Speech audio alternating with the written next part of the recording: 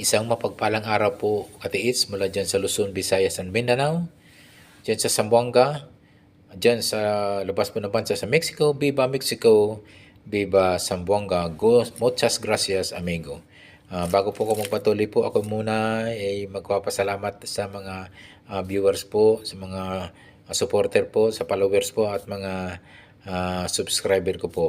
Thank you so much po sa walang sawang pagsubaybay po sa aking YouTube channel. Bagamat ito'y napakalit, maliit pa lamang po. Alam ko ito'y mag-grow din po sa inyong tulong katiits dyan sa Luzon, Visayas at Mindanao.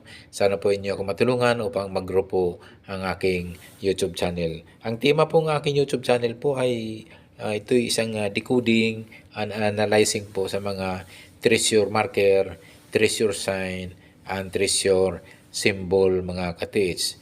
Ako po mga katiits, ako po'y nagpapasalamat po talaga ng maraming salamat po sa inyo, mga followers ko po, mga subscriber ko, mga viewers ko po, na ito'y walang sawang nagsubaybay po sa panonood po na aking YouTube channel mga katiits. Ito po mga katiits, marami pong na babasa po sa aking comment section kung saan dapat daw ipadala po ang mga treasure marker, sign and symbol for decoding and analyzing. Pwede nyo po ipadala sa aking Facebook page, Alejandro Sanchez. Yung profile ko po doon, yung naka-sunglass po ko, naka-seed, yun po yung pipiliin nyo po dahil marami pong Alejandro Sanchez, marami po akong kapangalan doon, katiits. So, i-add friend nyo mo naman katiits kasi nga yung iba maring hindi nakapasok dahil hindi lang muna ako in-add friend. Dapat naka-add friend kayo mga katiits para bago nyo ipadala po yung treasure sign and markers na gusto nyo ipadikod o ipa-analyze sa akin mga katiits. Maraming pala salamat sa inyo mga katiits sa pagtitiwala. At ito po ay marami na ring mga nagpapadala po sa aking YouTube channel po upang ipadikod, upang ipa-analisa yung mga natatagpuan po nilang treasure marker, treasure symbol o treasure sign mga katiits. So, thank you so much sa pagtitiwala katiits. At hindi ko man masasabing lahat po ng aking dinirikod ay ito'y nasumpungan. Lahat ay hindi naman talaga po 100%, 101% po ay lahat po ating na tutukoy po yung items through decoding, through analyzing lamang po. Kasi nga nagbabase po tayo sa mga guhit po, mga naka-engrave po sa mga bato po, sign and symbols and markers mga katiits. Okay po, ito po mga katiits, ating pong umpisa na sa pagdecode. So isa pong hindi ko malaman kung anong hugis po ito. May dalawang mata at may dalawang mata at isang nguso, isang ito yung muso mga katiits. So para siyang lizard mga katiits, para siyang lizard na hugis lizard po ito, na ito po ay nakatingin po sa bandang south area mga katiits. So ito po ay isang legit marker. So ito po talaga ay isang sinasadyang iguhit po yung dalawang mata at i-engrave po yung bandang ilong po ng ito'y isang mukhang lizard nga mga katiits. So isang lizard po ang hugis po nitong treasure marker nito mga katiits. Kung yung mga katiits, sa tingin po ito mga katiits ay hindi gaanong kalakihan. So pakitandaan nyo mga katiits, pakatandaan nyo na kapag ang mga treasure marker, sign and symbol na medyo maliit lang po, ang item po niya mga katiits ay napakalapit lang yan mga katiits sa kanyang kinalalagyan po mga katiits. Pwede po ang layo niyan ay pwedeng 1 hanggang 3 hanggang 2 meters, 3 to 3 meters sa distansya po ang layo mula dyan sa kanyang kinalalagyan po. Madalas po yan. Ito po ang kakaibahan po sa big boulder marker, sa malalaking bato na hindi kayang i-move o hindi kayang alisin po ng mga heavy equipment. At dyan sa mga laliit na bato. So, sa mga lalaki kasi yung mga bato, mayroon yung kakaiba na ng mga counter sign, mga coordinated markers sa medyo malayong distansya mga katiits. Kapag ito yung mga maliit lang mga katiits, mga maliit po na treasure marker, ay asahan nyo po ay ito po ay malapit sa kanyang treasure marker. So, pwede po i-check nyo po yung mismong, huwag nyo kaligtaan po mga katiits ha, yung mismong bato o yung mismong treasure marker, pwede nyo i-detect po ng metal detector or gold locator. Pwede nyo rin yung pukpukin po ng maso or at i-detect nyo po yung tunog o pwedeng solid or tawag niya po yung ampaw. Pwede po may treasure item po yan na yung mismong markers ng mga katiits. So po mga katiits, atin na pong umpisan po sa pag-decode po. So isa pong nakita ko isang sign po na ito isang triangle na sa bandang kanyang kaliwang mata mga katiits ng isang lizard.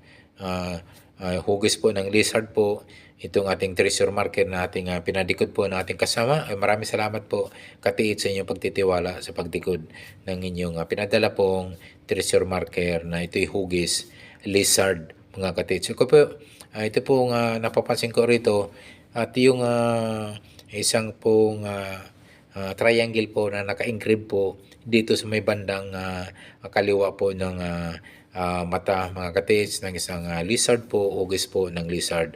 So, yan po ay nakaturo po mismo sa yung pinakatulis niya, nakaturo sa waist area mga katiits. So, tingnan niyo po mga katiits, yung layo niyang distansya po, pwede niyo mga i-detect po or i-detect niyo po ng metal detector or gold locator po sa distansya po ng 1 hanggang 3 meters mga katiits yung bandang waist area po ng itong lizard markers na mga katiits kasi nga mayroong triangle at mayroong arrowhead na nakaturo po sa waist area mga katiits. Yan po mga katiits, isa pong magandang treasure marker po ito at ito'y sa tingin ko ito'y may kaliitan. So, tandaan niyo po kapag maliit po ang treasure marker, nandyan lang po, di gaanong malayo ang distansya po kung saan located po yung item. So, tingnan niyo po yung apat na portion po, apat na kanto ng area na itong lizard head lizard marker na ito. So, yung north, yung south, yung west, at yung east mga katiits. So, i-check niyo po. I-check niyo po sa distansya po ng 1 hanggang 3 meters po ang layo. Itong small marker nito na hugis lizard mga katiits.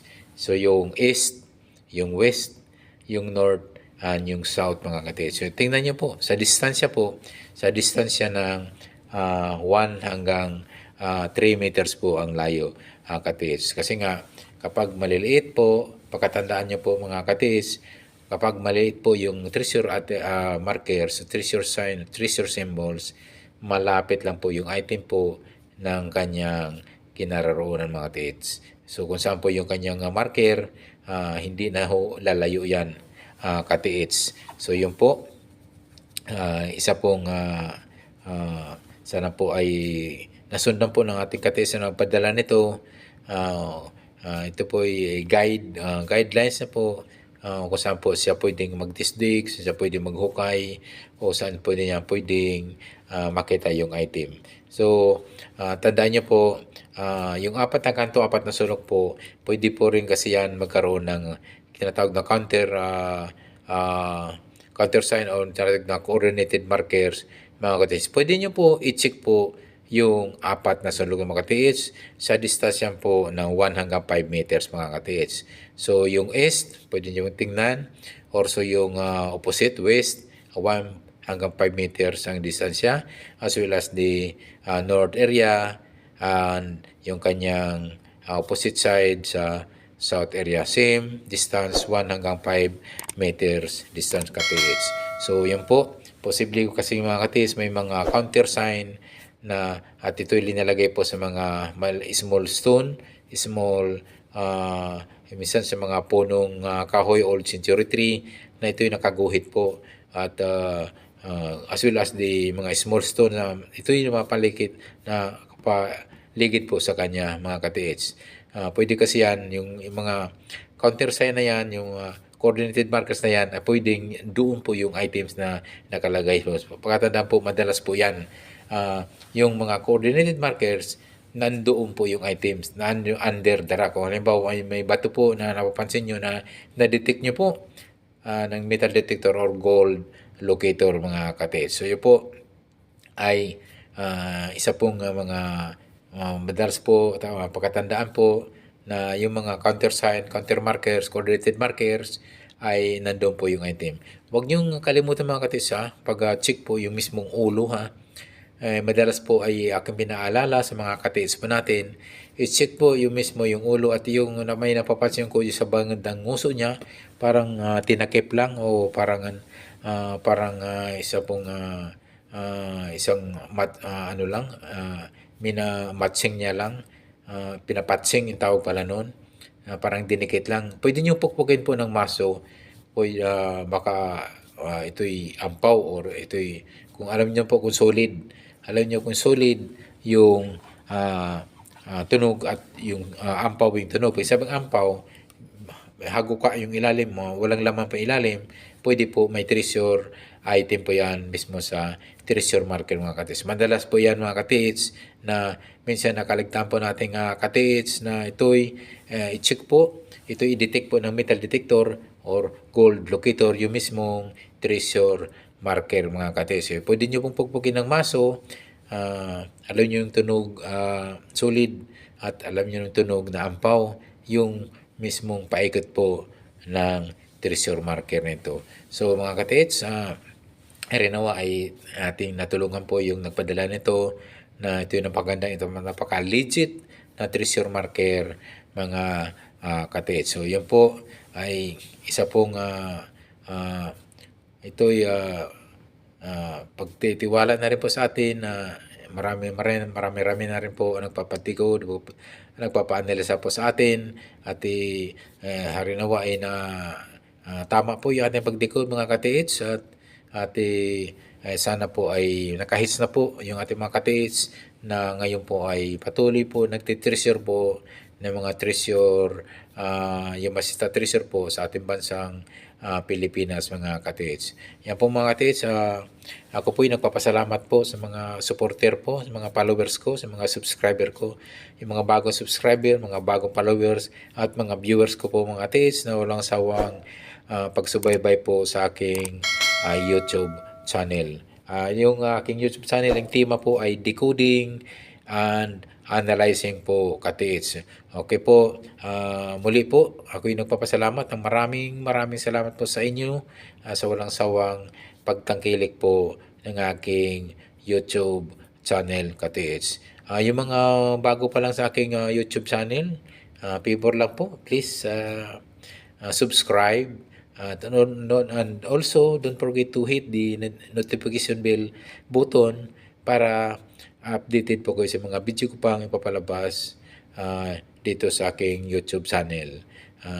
Yung mga gusto pong magpadala po ng mga treasure marker and symbols through Facebook page Alejandro Sanchez, nakasit po yung aking profile po doon, nakasunglass po. Okay, maraming salamat muli. Thank you so much for watching. God bless us always.